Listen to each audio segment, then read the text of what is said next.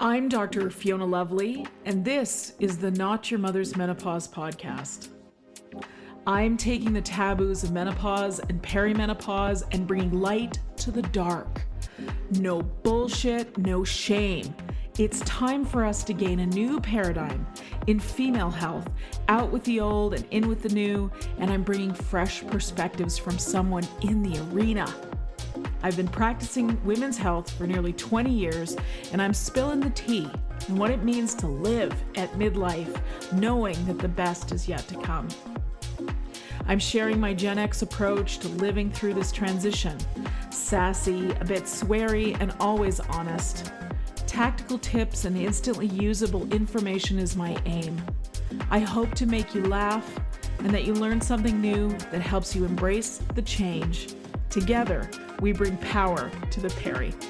Onward to the podcast. You're tuned in to the Not Your Mother's Menopause podcast. I'm Dr. Fiona Lovely, and I'm so glad you're here. Maybe you're listening to this with your toes in the grass or with the windows down on a drive somewhere. Maybe you're folding laundry on a slow Sunday morning.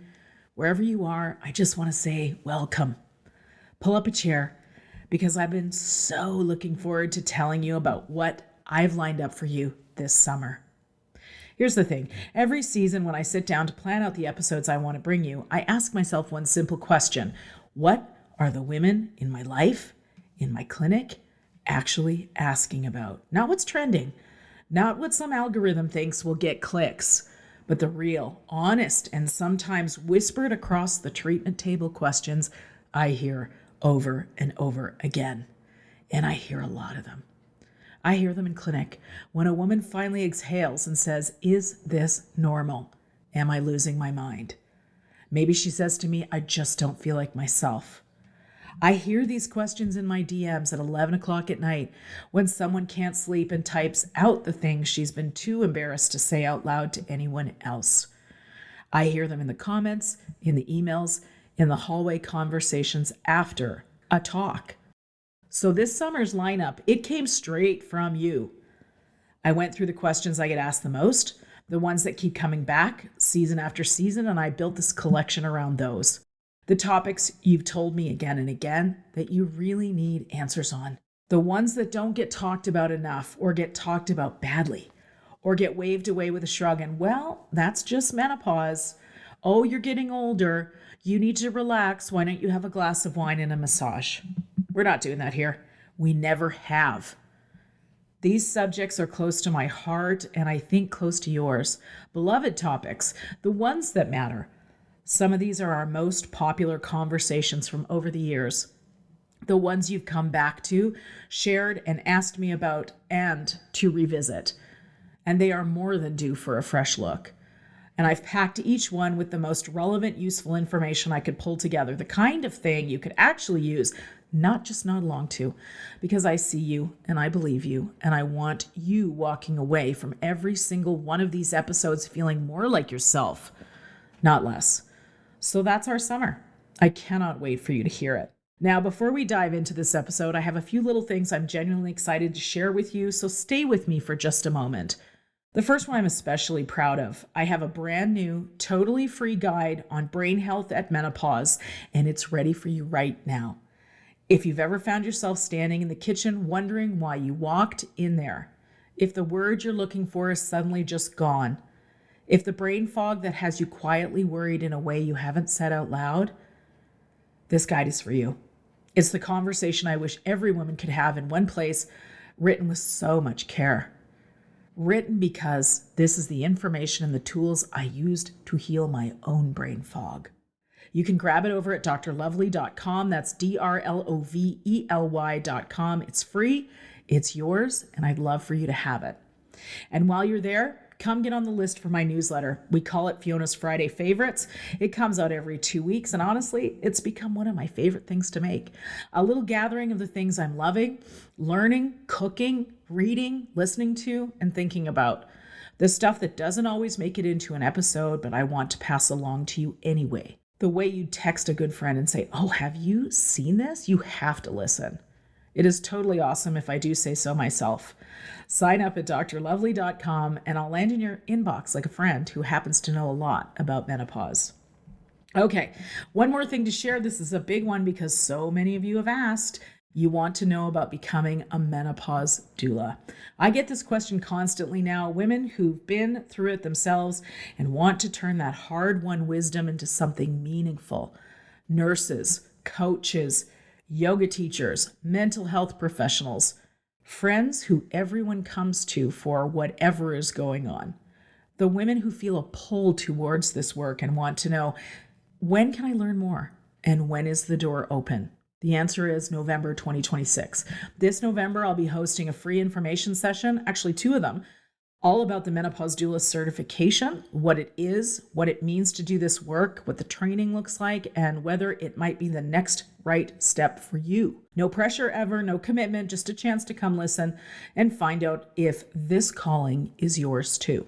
If you want to be the first to know when these sessions open up and anything we decide to do that's fun pre-launch, here's what you need to do. Head to menopausedoulacouncil.com, drop in your email, and you'll be on the list. That's menopausedoulacouncil.com. I'd love to see your name there. So that's everything, my friend. Here's what I'm hoping for you this summer. I'm hoping you get some rest. I'm hoping you find a big patch of sun and let yourself sit in it. I'm hoping you feel less alone in whatever you're carrying right now, because you are not alone and you never were. And I'm hoping that some of these episodes find you right where you need them. I want you to know how much it means to me that you are here. Truly, there are 1,000 things you could be listening to, and you choose this. You choose to spend a little of your time with me, and that's not something I take lightly, not ever. You being here is the whole reason any of this exists. So thank you. From the bottom of my heart, thank you for being a listener. Now go enjoy your summer, and let's get into it. You're listening to the Not Your Mother's Menopause podcast. I'm Dr. Fiona Lovely. Let's begin.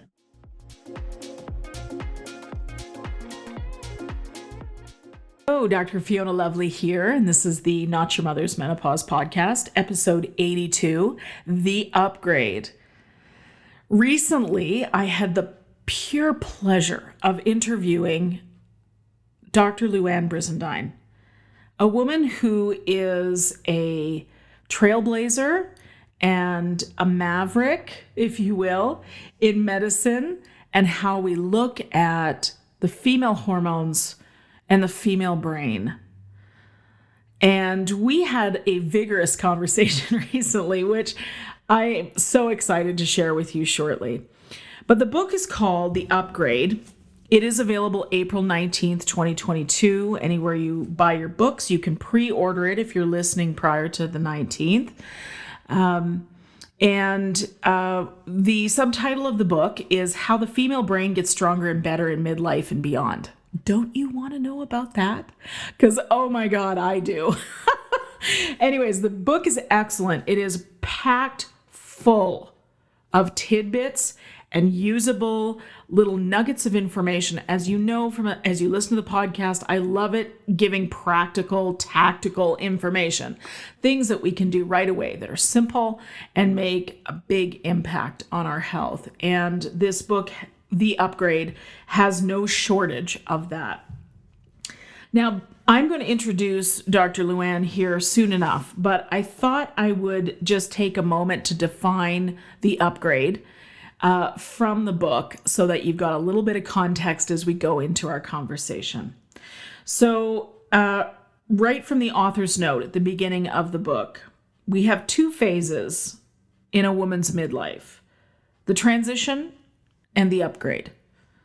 The transition is, quote, the developmental phase of a woman's life in which the brain and body enter unfamiliar territory as the reproductive phase circuits are finishing their job. This is the phase formerly known as perimenopause. End quote.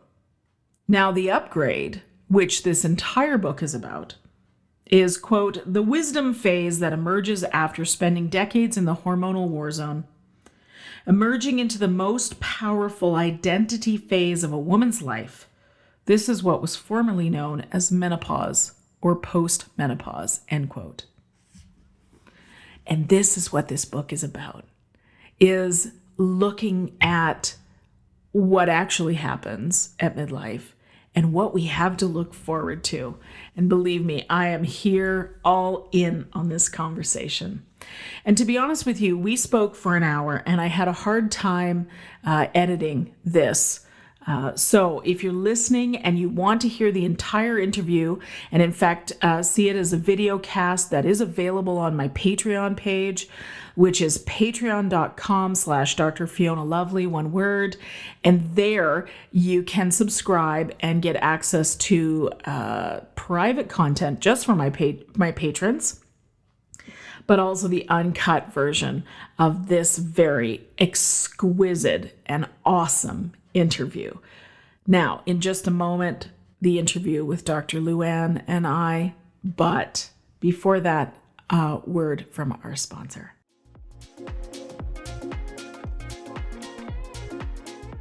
Menopause skin. Nobody's favorite part of the transition at midlife we call perimenopause and menopause. If you're noticing fine lines, wrinkles, or sagging skin, maybe more texture during your menopause, I have some really exciting news for you. Menopause can deplete your skin's collagen, speeding up the aging. But here's the news. Vitale Skincare has built its entire line on the power of GHK-Cu copper peptides, a proven ingredient that signals your skin's stem cells to produce new and healthy collagen. My personal favorite, Vitale's Restorative Skin Cell Serum. I love how it rejuvenates and restores my skin from within, revealing a firmer, more radiant glow. Want to experience this transformation for yourself? Head to vitaliskincare.com and use the code LOVELY at checkout for 20% off. That's vitaliskincare.com, VITALI skin, SKINCARE.com, code LOVELY. Because with Vitale, youthful, vibrant skin is just a step away at any age.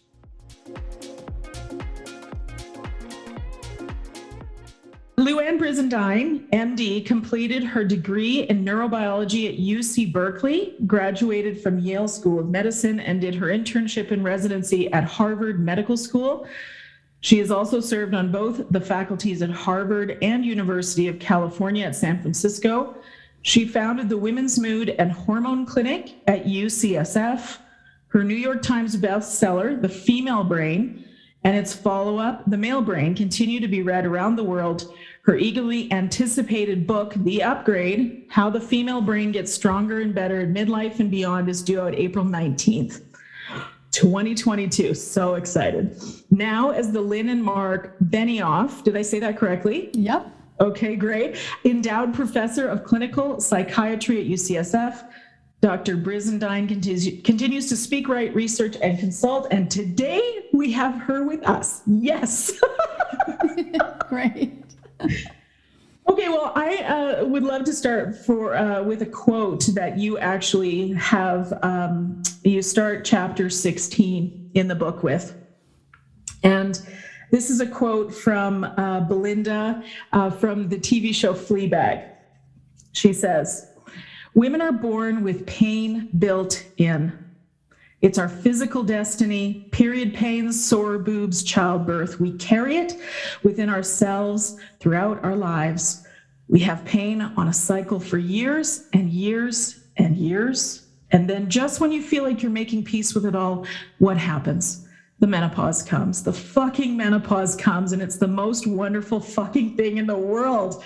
Yes, your entire pelvic floor crumbles and you get fucking hot and no one cares. But then you're free. You're just a person." Yes! I love it. I love it. So to me, I hear this quote and I go, first of all, this is the first time I'd actually had seen this quote. So thank you for putting it in here. But it kind of encapsulates the experience of being a woman, doesn't it? Absolutely. Absolutely. Okay, let's. And I think it encapsulates the whole thing about the upgrade too, because it's like I think younger women, they feel like, oh God, life's over when you hit the menopause, and it's got such a bad connotation, the word menopause. That's why I don't use the menopause word in the book. It's like but you don't realize until you're on the other side of it, Fiona, which you're going to drum roll. You will be there soon, darling. Yes. We ladies on the other side of that are going, Yahoo, babe! This is a real upgrade. So it's it's a very, very powerful time of life to be free of the cycle and all of those ups and downs jerking you around, your brain around in the hormones of the menstrual cycle. Yes. And this is the conversation.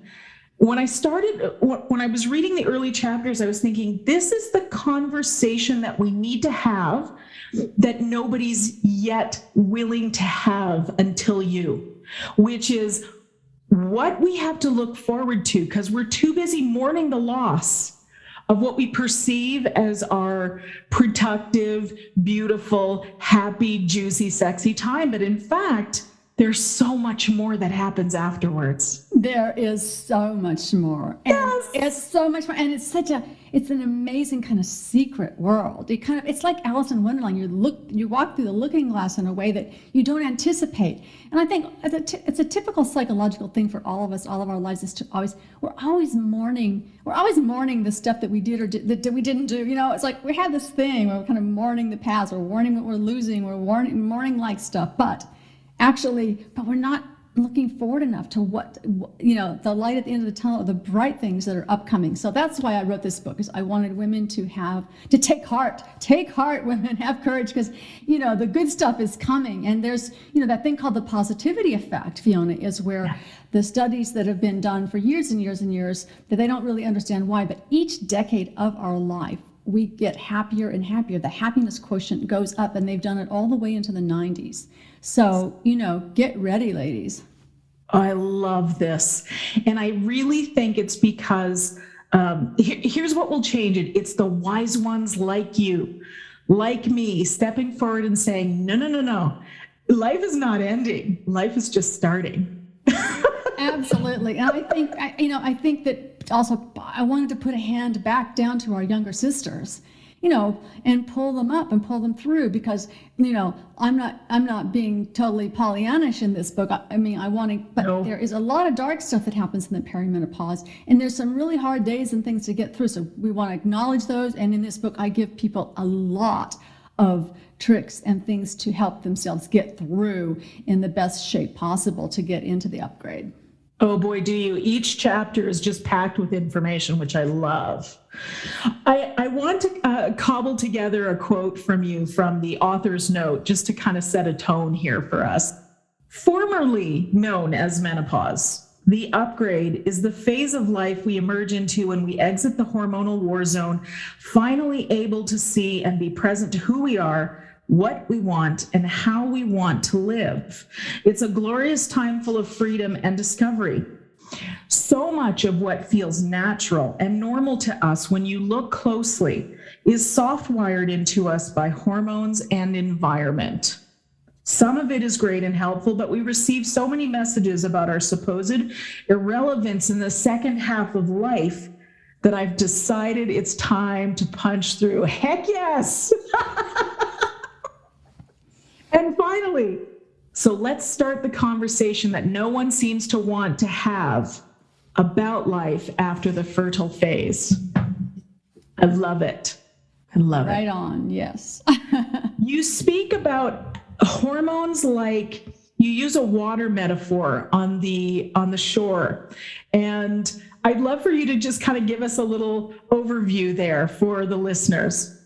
Yeah, so you're probably thinking about, I guess, chapter 2, and where if you think about how, okay, let's first of all say that the metaphor for the tide coming in and the tide going out, and it's based on the moon. Remember, the gravitational pull of the moon is a tide going in and out, and the menstrual cycle is also a monthly thing. The moon pulling in and pulling out, but it's even more than that in terms of really actually biologically and structurally in the brain, because as the estrogen flows up in that first week 2 weeks of the menstrual cycle, all kinds of changes are happening in the connections in the brain, up to 25% changes in certain areas that have to do with your memory and what you pay attention to. And, remember those few days before ovulation, I say, Mother Nature, she made it so that you would have more sex drive, you would be more flirtatious, you would be more verbal, all the, that is the flow of estrogen going up. And then as that tide drops after ovulation, if you do or don't get pregnant, whatever happens, then you are in a different phase where, so it's like the tide is going out then and pulling all kinds of things for connections in the brain out in a different direction. And that's the reality of the way we go through all those years of our fertility cycle, is with this ebb and flow of the tide in our brains. I just don't think most of us realize how that up and down of our moods in particular is because of those hormone fluxes, the ingress, the egress every month. Absolutely. And I think that if people understand just one thing, that the purpose of a hormone, right? The purpose of a hormone is to give a behavior, to cause a behavior. For example, the purpose of the hunger hormones are to cause us to eat. The purpose of the sex hormones are to have us have sex. The purpose of the estrogen going up right before and peaking before the ovulation is to make us be flirtatious and try and attract the male so we can get pregnant. I mean, these are things that are, they go on under the hood, so to speak. They're under the hood. We don't feel them every moment of the day, but when we step back and look at them, we realize that's what's happening. Oh, it's amazing, really. I recently had an experience where always one to try and experiment with my own body so that I can share my experience with my patients and my podcast community. Recently took a cyclic course of progesterone to see what would happen. You poor thing, Fiona. It was before I read this. I have not been angry, pissed off, upset, nitpicky like that, I think for 20 years. Like I just had, and what it took me a while to figure out what was happening. I thought I don't know, I figured it was I miss my family on Christmas or, whatever. But I realize now that I felt a lot of that way when I was busy in regular fertile period, these are neurochemicals. And so I got new material for my blog. I'll tell you what. Yeah, that irritability and the anger and that all kinds of stuff. So what I tell women in the perimenopause, progesterone is this, it's an incredibly interesting. And so all the kinds of other things, and also kind of makes you, so the last 2 weeks of our cycle, the 2 weeks before we start bleeding, is when the progesterone gets to peak out and be highest. And it tends to, when it's very high or whatever, it makes us want to, lounge around the house and eat more carbs and sleep more, just kind of be a lot lazier than we usually are, it increases the laziness. But then at that 2 or 3 days before the bleeding starts, your natural progesterone, it just drops like a rock.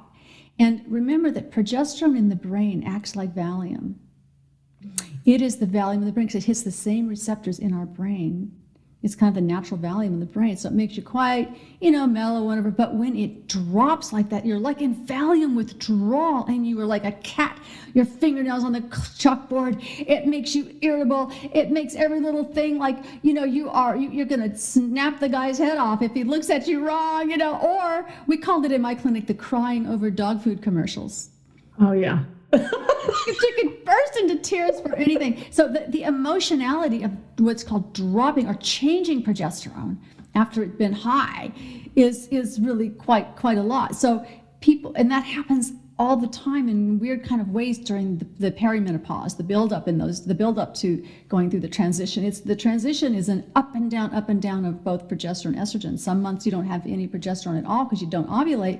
And some months, you have way too much. So you get what you experimented with yourself, Fiona, over the Christmas holidays with your progesterone.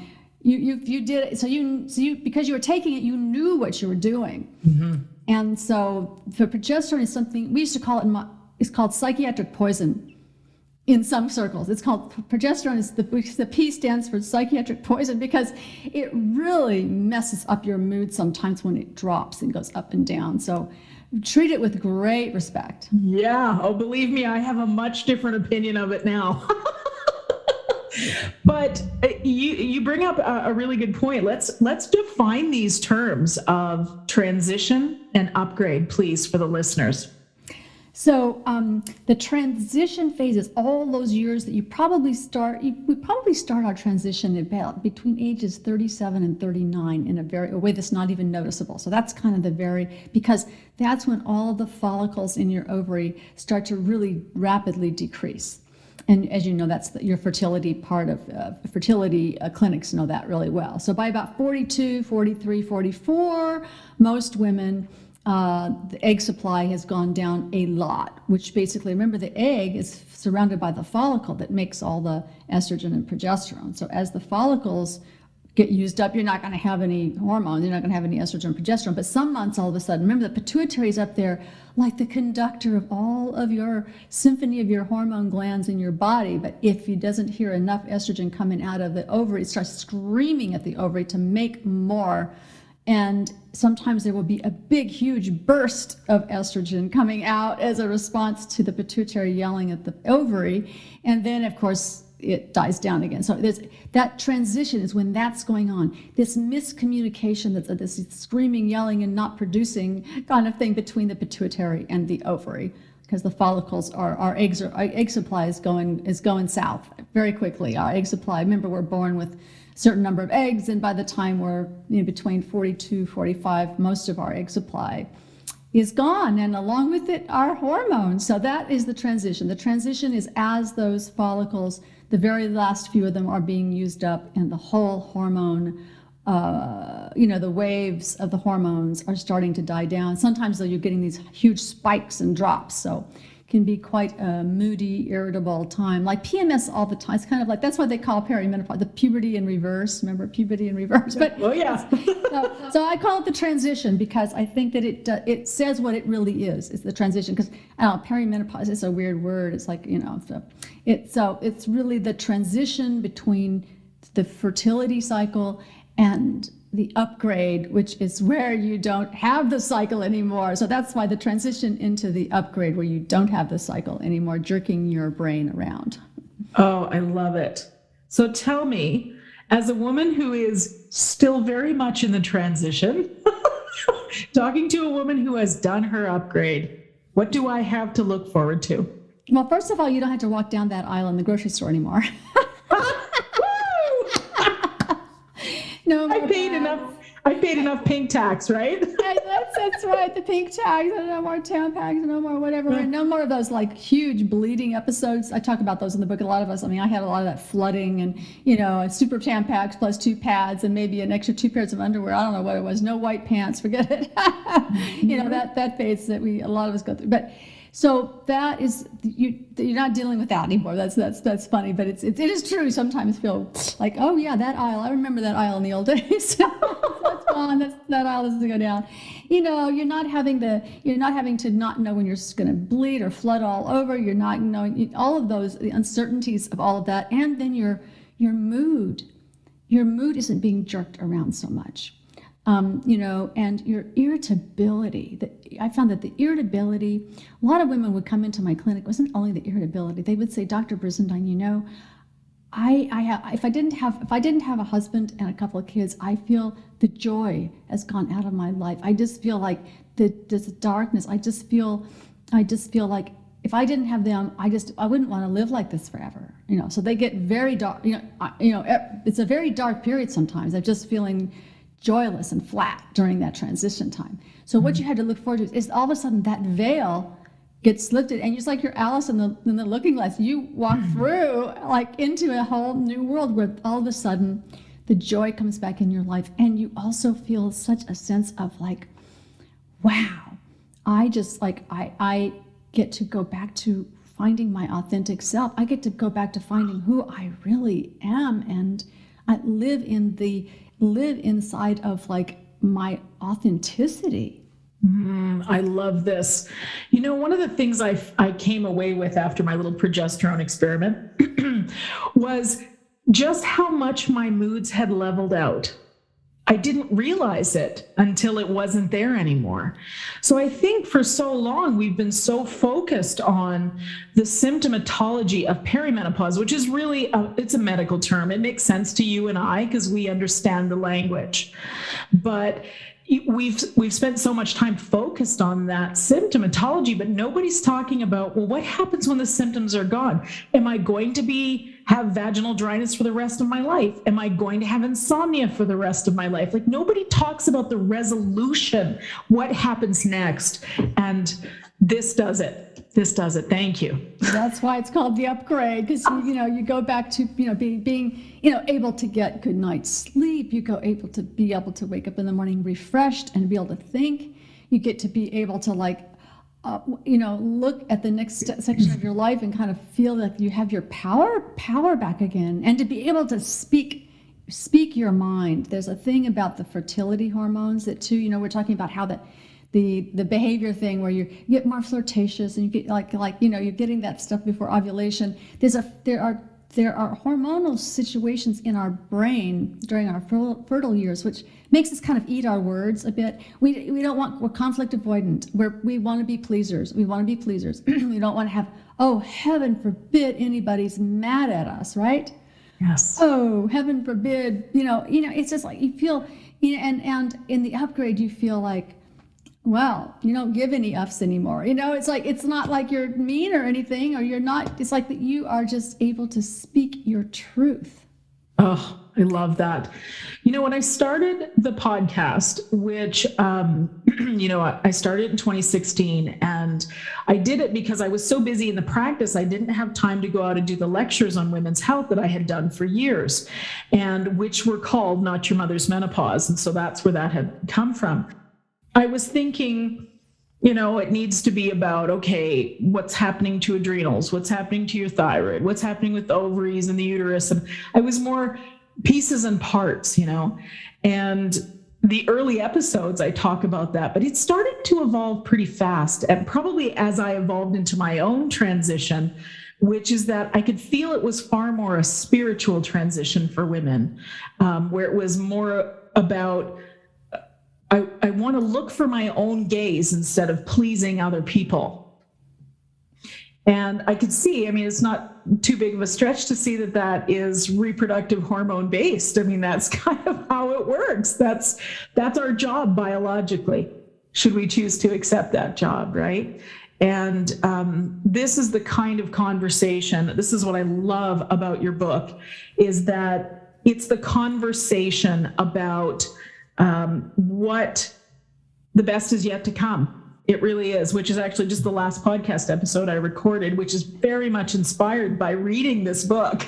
All right. Thank you, Fiona. I'm glad. I hope your audience likes all these. It's like so important for all of us. They're going to love it. They're going to love it because it's such an important read. So I love what you said. I've just got, looking at my notes here, you call menopause as the upgrade, the wisdom phase. Absolutely. And, many cultures really revere their elders, and, it's not our culture. We're youth obsessed, right? We're fertility age obsessed. And then that's why it's almost like there's this whole thing about just ignoring women after the fertility phase, basically, right? We're just like thrown on the garbage heap of life because you've done your job and you're done, right? Well, not so fast, right? Not so fast. The reality is our experience, strength, and hope as a woman who's passed through the transition and gone into the upgrade, our experience, strength, and hope are something that we need to provide to our younger sisters. Yes. Oh, amen, sister. Amen. I think it's the Dalai Lama himself who said that the world will be changed by the Western woman. Have you heard that?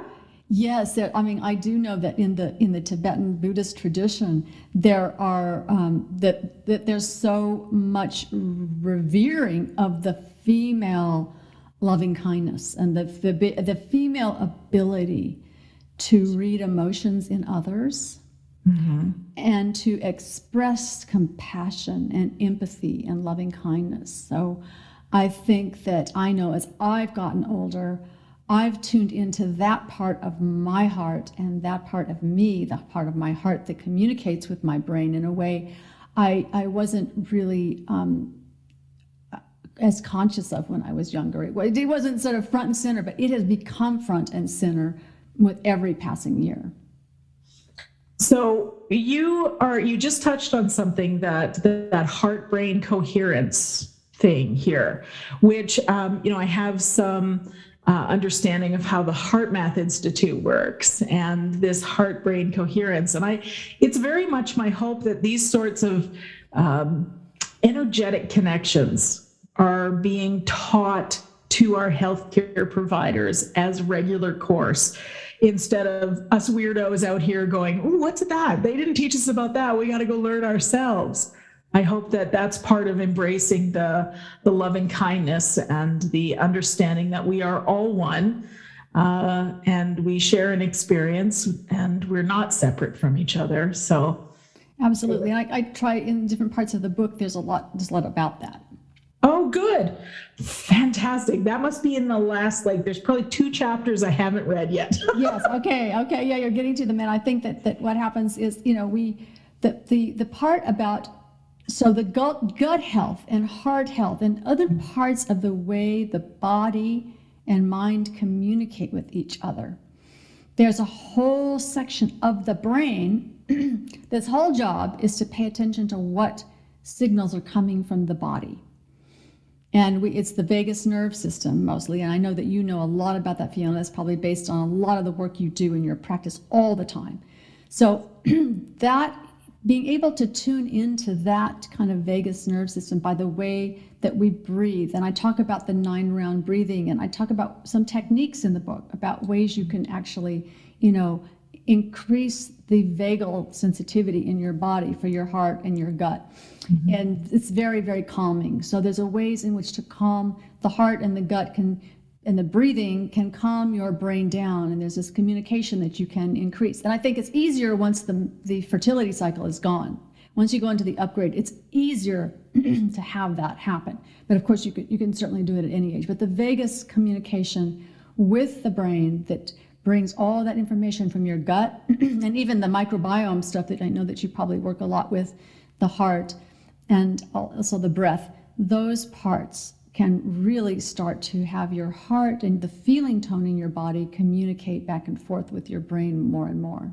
Do you think, or has it been your experience, that it's easier to tap into instinct and intuition since the cacophony fertility hormones has reduced?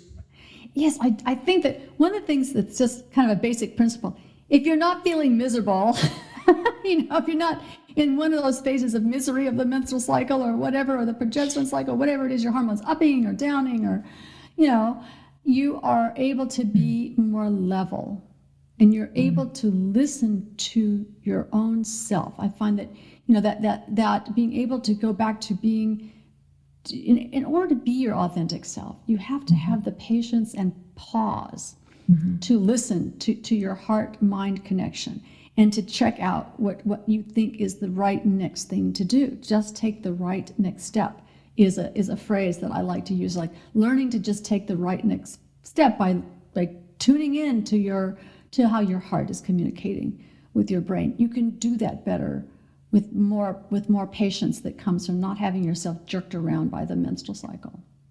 Yeah. Okay. I do talk about the vagus nerve and the vagus nerve system a lot. It's I love that it's sexy right now. It's not just a place in Nevada. That's right. It is sexy. It is. The vagus nerve is your best friend. Yes, and to be your enemy, you got to keep it so that your best friend. And I talk a lot about in different ways of the book to kind of like, so I call them body and brain hacks. The brain hacks, the body hacks, have a lot to do with how you are getting your vagus nerve to be your best friend. Oh yeah. Now on page 44, because we're talking about brain stuff. I love this. Okay, now, legitimate brain geek here. My podcast listeners know that.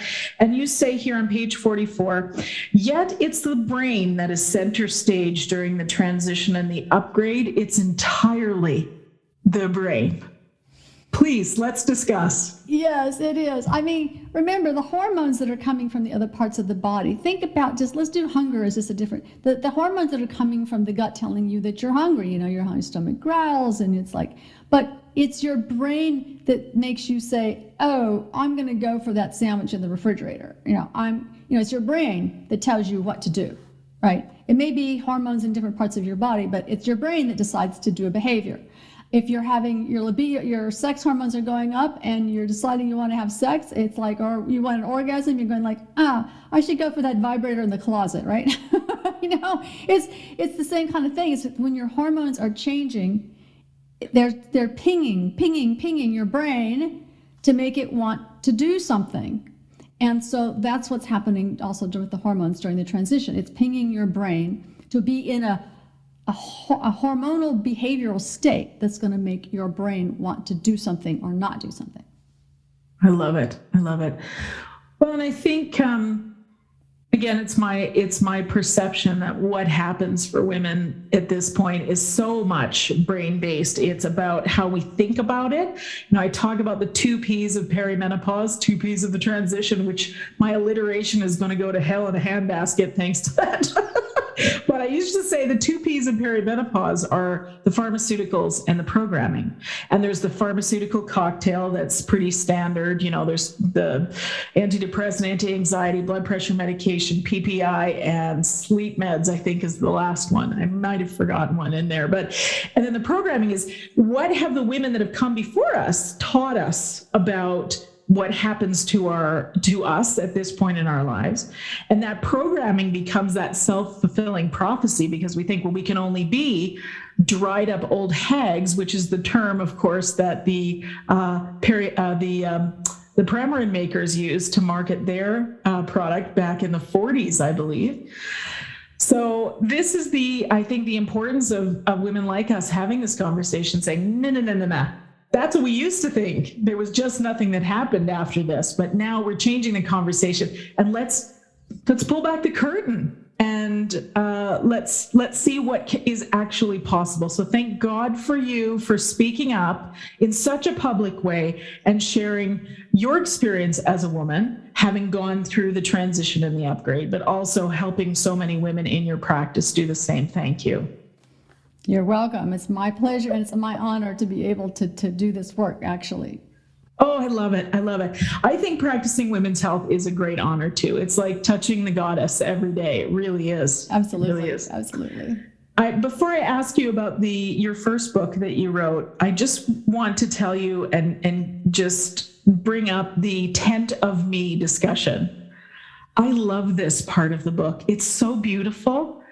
And again, it's that spiritual transition, which is, who am I going to be if I'm not reproducing, or I'm not so-and-so's mom, or, the one that takes care of all the kids stuff. Now the kids are gone. Now what, right? What am I going to do when I don't want to be doing the work I'm doing anymore?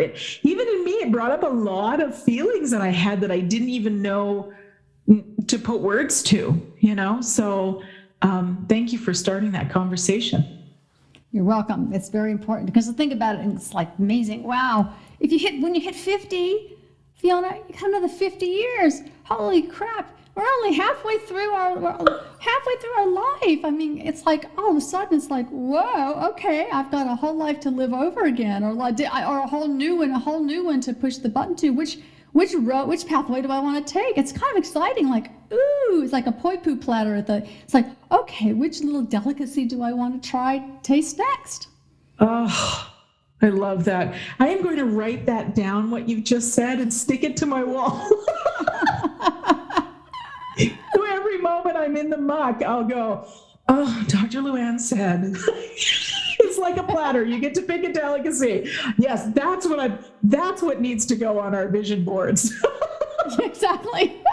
Which delicacy will I have this week or this month or this year even, right? Yes, it's very true. Well, I want to ask you, and as I said to you before we started talking here, I have been a legit fan of yours since your first book, which I've got my copy of. Okay, so tell me, what year did this book come out? 2006. Okay, this is the book's called The Female Brain. This book was controversial. I remember reading it and thinking, wow, nobody has broken it out quite like this. I wonder what's happening to the author. So fill us in. I had a firing squad aiming at me, Fiona. It was really amazing because, remember, I was in college during the feminist movement and whatever, and everything was mandatory unisex. Like, if you said that women were different than men, you hit the firing squad, I'll tell you, because if you said women were any different in any way than men, if women had a different orgasm than men, if had a whatever capability in any possible way than men, you were saying women couldn't do the same things as men and shouldn't be paid the same. Remember, there was the equal pay for equal rights movement that never has passed, of course. Here we're still trying to get the last state here to do that one.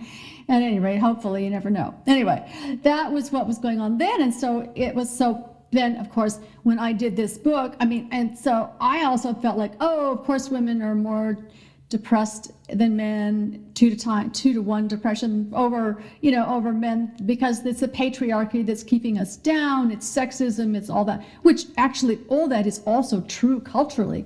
But so let's just review very briefly that at the moment of conception, if the sperm is carrying an X chromosome, the fetus will be XX. If it's carrying a Y, the fetus will be XY in male.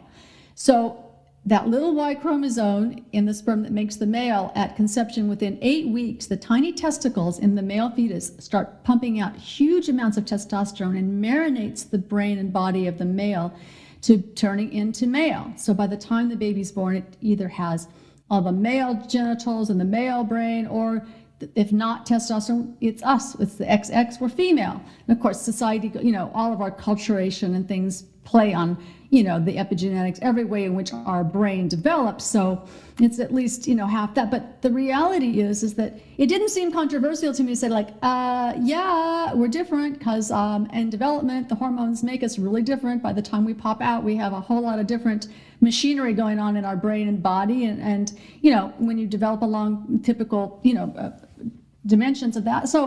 And so they didn't seem very controversial to me, but oh my God, it was like, oh, how can you say there's any difference in the male and female? But so to be clear, the male and female brain are more alike than different. After all, we are the same species.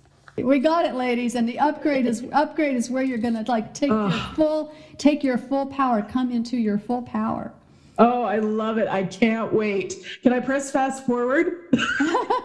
Yes, exactly. And isn't that fun to thinking about it that way instead of going, oh my God, what's coming next? Is it another tsunami bleed? Am I going to sleep for the next 3 days? Is it, whatever, but. Yeah, I talk about that, in a few of the chapters, because I go through my own story about having had all this heavy bleeding and fibroids and stuff. And I ended up with a hysterectomy in my early 50s, but a lot of women do that too. But at any rate, by the way, Fiona, that means I don't have to take progesterone. ... Anyway, that did not escape me. I was, I will be honest. I was thinking all these women are going to want to, get. They're done with that part. Let's take it. Anyway, it meant no progesterone, because if you don't have a uterus even if you take estrogen, and I think having women think about taking estrogen in the perimenopause, in the transition up through the upgrade, if you have a family history of Alzheimer's, or you have a family history of dementia, or any kind of, you are really, really potentially very protected to some degree. You want to try and think of everything you can do to protect your brain. And one of the things you can do is to take HRT. Yes. That's a very controversial statement, but taking HRT is not so much now, because the studies are all coming out, I go through that in the book too, how Yes, you do. They abandoned us 20 years ago when the Women's Health Initiative came out, and they just ripped every woman in the country off. And now women have been more susceptible to osteoporosis and Alzheimer's. I'm sure you're seeing that in your practice too. Yes, I am. And I was really glad to see the robustness with which you address that, the Women's Health Initiative, and the come back from that and saying, well, we kind of got it wrong here. And in fact, you were brave enough in this very time to say, can you slap an estrogen patch on me before you roll me out of the operating room? I got mine put on in the recovery room after my hysterectomy. They put it on before I even woke up. I said, I want one of my girlfriends was an OBGYN. She says, yeah, we'll get you the patch. So I have the patch twice a week now, ever since then. So whatever, no problems. It's like, I use the patch because whatever, it's just like, it doesn't get into your liver so much when you don't take an oral one, but so it's very much easier, and you have less troubles with some of the side effects, like they have the stroke and various things that were caused by the pills. So I just wanted to let your listeners know there's stuff out there for you, and I know a lot of doctors are not willing to talk with you about this stuff. They just say no, it's like it's still too controversial. But the doctors who are up on the latest research, yes, like you, Fiona, are very clear that this is something that is something women need to do for themselves. Yes.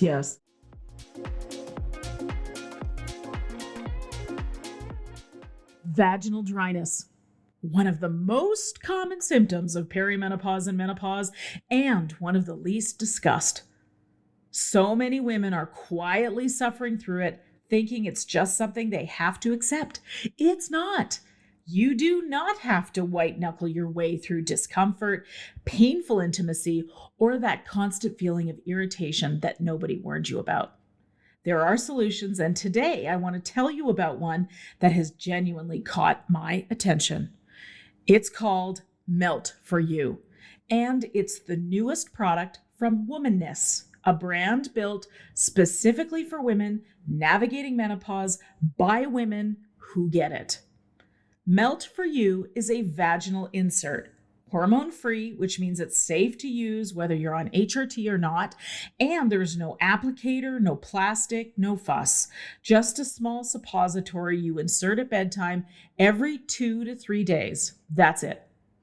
The star ingredient is hyaluronic acid, the same moisture-binding powerhouse we love on our faces, working from the inside to deeply hydrate vaginal tissue, restore elasticity, and calm inflammation.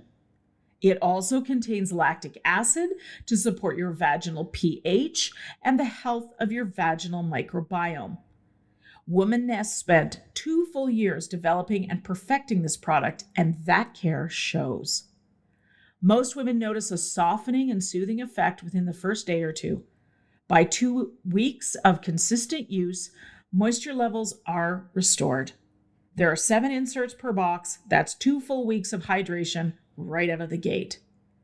Head to womanness.com, that's WOMANESS.com, and use the code LOVELY to try Melt for You for yourself. Because comfort in your own body isn't luxury, it's something you deserve every single day.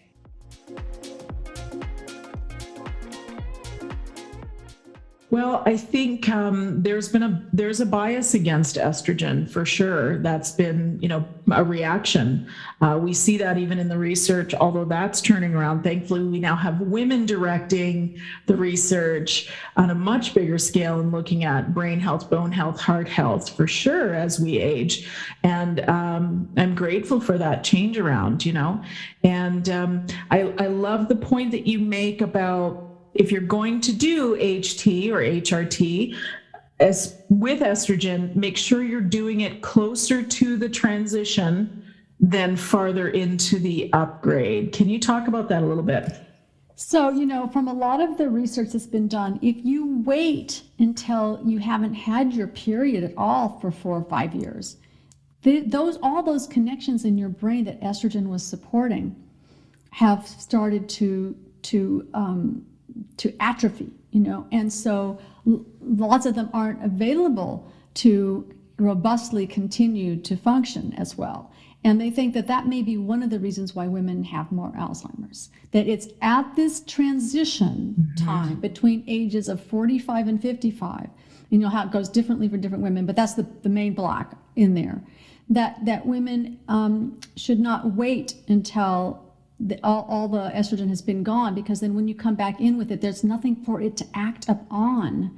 You have to do it before you actually start to lose your estrogen. So a lot of times we'll just add a little bit of estrogen. A lot of women that start to have a real ratty period and just like up and down all over the place, heavy bleeding, during that last stage will be put on continuous oral contraceptives, birth control pill during that time, just to keep enough estrogen and progesterone in there in the system to level out your period from not having the heavy bleeding and all that goes along with that. So that is some estrogen supply there that you can get, and then adding a little bit more estrogen at the end until you go through the transition. So that's a time when you need to work with your doctor kind of closely, because as you know, Fiona, there are ways in which to gradually take women off of their birth control pill as the transition happens and get them onto their estrogen. And that's kind of a handoff that's not so simple for a lot of women. And a lot of you had to find the right doctor that will help you through that, because a lot of doctors, they honestly, they just don't want to deal with us. Two things I want to say in just response to what you've just said. You did say in the book that HRT or HT, as you're proposing we call it, because it's not replacing anything, right? Is that it's much less strong than the amount of hormones that are in the birth control pill. Did I get that correctly? Yeah, the ones in the hormone therapy that you start on after you're finished with the period are about one fifth the dose. Okay. Of the things in the birth control pill on average. So that, you've got to take that into account. So we usually start women as soon as they get off the birth control. We start them on the highest dose possible for a brief period of time, and then we can put them down to whatever level they have. But the reason, Fiona, a lot of that doctors are retiring that have done this is because they were trained in the days before 2002 when the Women's Health Initiative came out.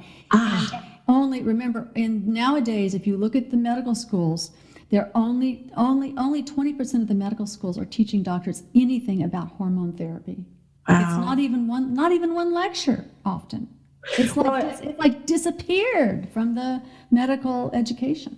And so you're teaching your students these principles, yes? I am teaching my students, and a lot of them, a lot of them are interested. They're younger, so they're interested in PMS, and they're interested in, postpartum depression and the things that we treat that are related to fertility years. And so as they get a little bit older and they start their own transition stage in their early 40s, then they get interested in this stage of kind of the transition and the upgrade time. And so they're learning about that for themselves, and they're like you, they're just experimenting a little bit with the progesterone and the estrogen, seeing how it makes them feel. Because all of a sudden you can choose your dose. Your own ovaries, they're not making it anymore, so you can choose what dose feels good for you. I mean, I ended up going way too low on the estrogen dosage of the patch that I had for a while, and then I have come back up to a level and experimented with what level is good for me. So that you need to kind of do have a doctor who can transition with you a bit, and that's what's the most important at this point, Fiona, for okay. Patients. Yeah. Okay. Well, I know in my area here, it's really only if you've got a functional medicine trained MD or nurse practitioner, that's about the only place you can get hormone therapy done properly. Now it's different jurisdictions, who can prescribe, who cannot, but it's really interesting to me. And of course, because of that, it becomes very cost prohibitive for a lot of women.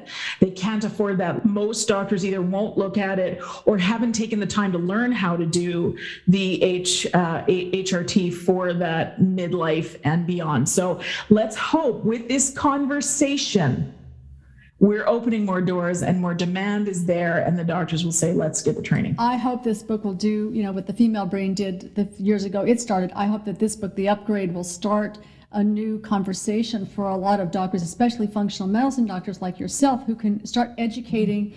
It's where patients decide to vote by going with their feet. Yeah. So it's actually all of your listeners that are going to help us change this back to something that's healthy for your brain as we go through these next decades of life. Because if there's something that you can do to increase your cognition and not end up with dementia, Yes. you really, you have to take it seriously now for prevention. It should be part of your prevention. Like if you have high cholesterol, you take Lipitor. If you've got family history of heart disease, that's what you're doing. You're taking stuff for your heart. If you've got a family history of dementia, then you should be taking estrogen at this stage, So it should be prevention. Yes, I love it. And unfortunately, prevention gets missed a lot in the medical model, doesn't it? The book is called The Upgrade by Dr. Louann Brizendine.